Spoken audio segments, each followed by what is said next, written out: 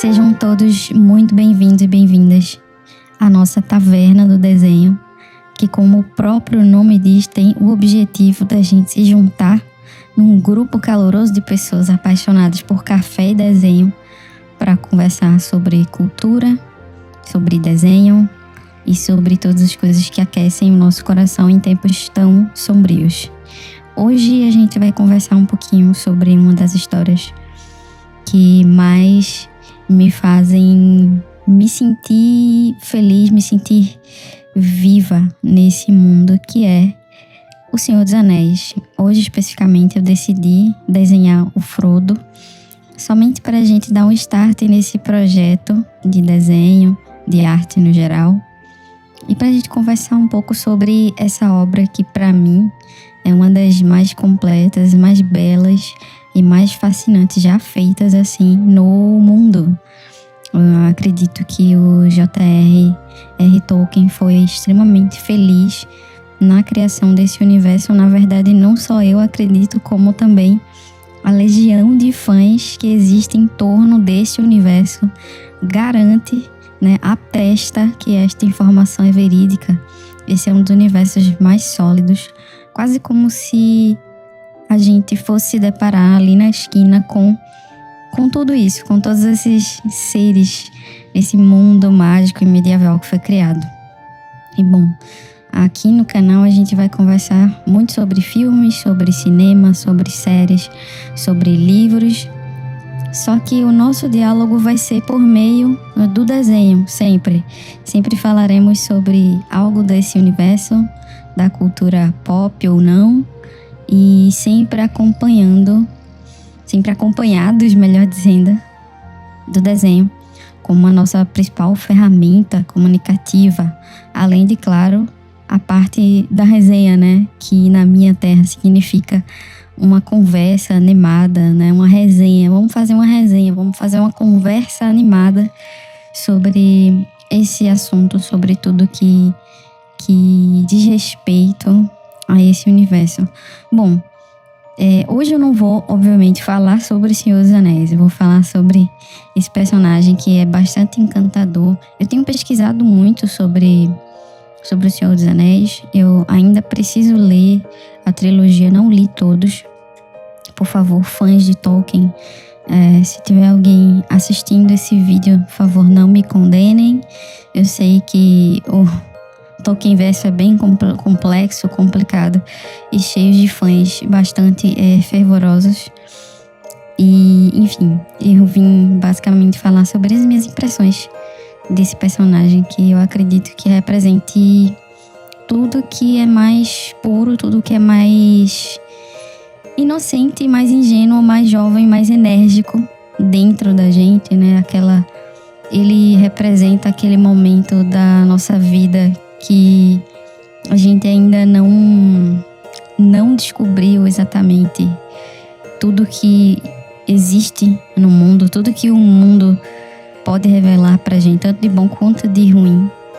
Pra mim, Frodo representa muito essa ideia da ingenuidade mesmo e da juventude, Ele tem um olhar muito curioso e muito alegre, muito juvenil para tudo que acontece ao redor dele. Pelo menos ali no início da história fica bastante perceptível pra gente como esse personagem, ele não é simples, na verdade ele parece muito simples, por fazer parte dos hobbits, desse povo, dessa raça que vive muito em torno da terra, em torno das próprias colheitas, dos próprios feitos, um povo que se protege muito, um povo que se isolou bastante dos outros povos, até por medo, às vezes, de ter meio que de lidar com outros povos, com outras dinâmicas de existência. Então,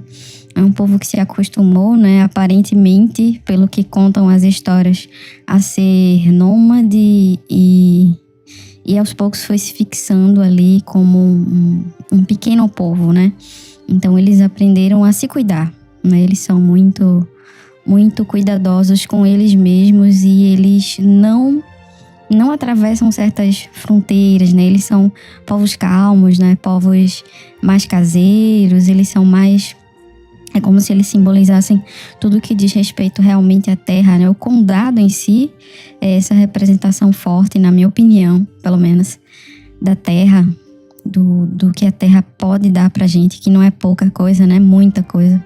Eu vejo o condado como um lugar extremamente autossuficiente, né? A gente consegue ver que os hobbits são muitíssimo felizes ali, vivendo com a dinâmica de vida que eles escolheram viver, né? Respeitando os seus limites, suas tradições, sua cultura. E de repente surge toda essa situação, né? Acontece toda essa situação do anel, né? Primeiro com Bilbo, depois com Frodo. E é quando o Frodo vai se deparar com outro mundo, né? Com ele e os amigos, né? Vão se deparar com um outro mundo que existe para além das fronteiras do condado, né? Como a vida realmente é lá fora, o que é que as pessoas fazem, como são os costumes delas, o que é que motiva as pessoas a buscar tanto o mal, né? O mal é um dos temas aí muitíssimo forte em toda a trama, né? Em toda a saga. Na verdade, não só o mal, né? Não vamos ser maquiavélicos aqui, mas toda a dinâmica das sombras, né? Como que a gente pode ser as duas coisas, como que a gente pode, de repente, caminhar de forma muito tênue entre esses dois universos, do bem e do mal. E também isso, né? Uma das coisas muito fortes, uma das transformações muito fortes que vai acontecendo com o Frodo ao longo aí do tempo, ao longo da passagem da história. Ele recebe o anel e ele mesmo se encarrega de entregar esse anel, né?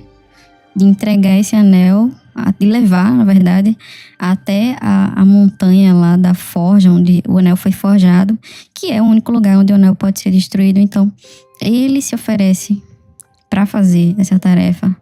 Nada fácil, nada de boas. E, obviamente, ele vai conseguir fazer isso com a ajuda dos amigos, mas para que isso aconteça, ele precisa ter uma resistência física, psicológica e moral muitíssimo alta, e provavelmente qualquer outra pessoa teria ruído, né, no lugar do Frodo. E eu acredito, né, aí entra muito na minha crença, né, eu acredito que o Frodo, ele conseguiu, não obviamente, por não estar sozinho, né? É um dos motivos pelos quais ele consegue, ele estar acompanhado, mas principalmente ele consegue essa façanha muito pelas origens dele, muito sempre se lembrando do condado, sempre se lembrando das coisas mais bonitas que ele viveu, das coisas mais puras, mais leves, mais alegres, mais simples. Nos momentos mais difíceis, ele e o Sam sempre lembravam: o condado vai deixar de existir, o condado não vai mais acontecer, né? O que é que vai acontecer com o nosso povo se a gente não conseguir, se eu não conseguir? O que é que vai acontecer se eu falhar? Tipo assim, eu não posso falhar, né? Então, isso é um dos pensamentos que vai segurando ele, né? Essa lembrança do que ele viveu, né? Ali nos dias jovens, né? Na sua juventude, na sua adolescência. Essa lembrança de dias felizes, de dias dourados, vai segurar o Frodo, na minha opinião. E vai fazer com que ele vá mais longe, né? Essa estrutura familiar que ele teve, esse carinho com o qual ele era tratado, né? Como as pessoas viam ele, essa liberdade que ele tinha de brincar, de viver, de ser feliz, de ser ele mesmo, né?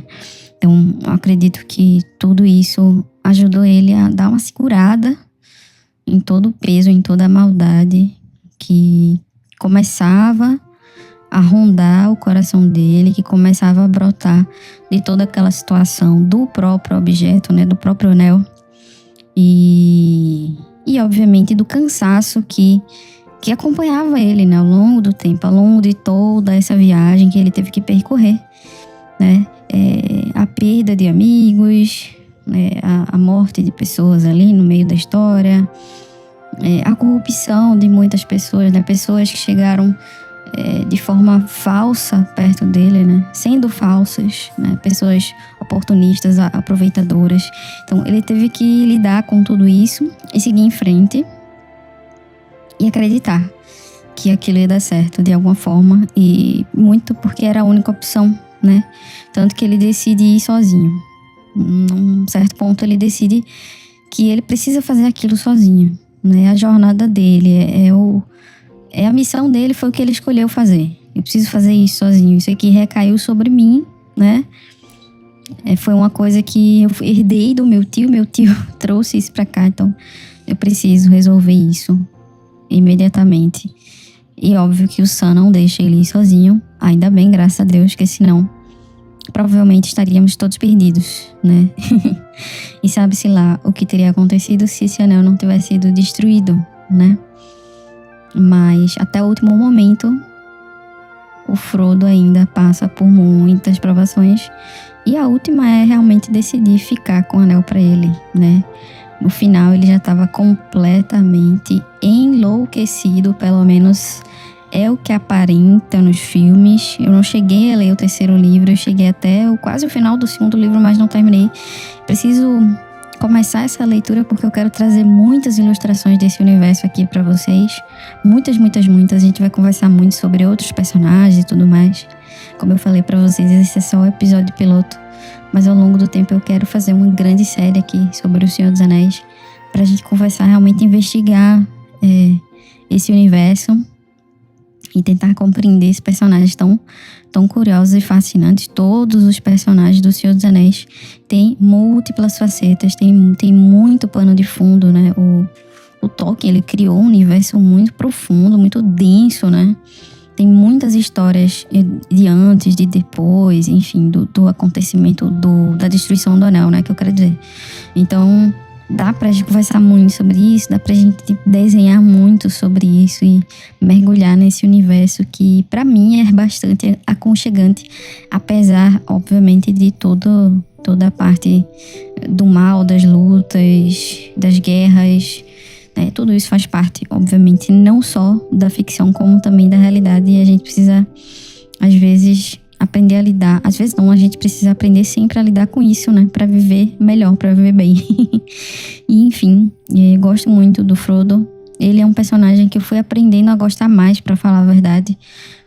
Quanto mais eu refletia sobre ele, quanto mais eu refletia sobre as ações dele, sobre o que levou ele a falhar de certa forma, mas também ao mesmo tempo a obter sucesso. Então isso também me ajudou a ter mais empatia por esse personagem.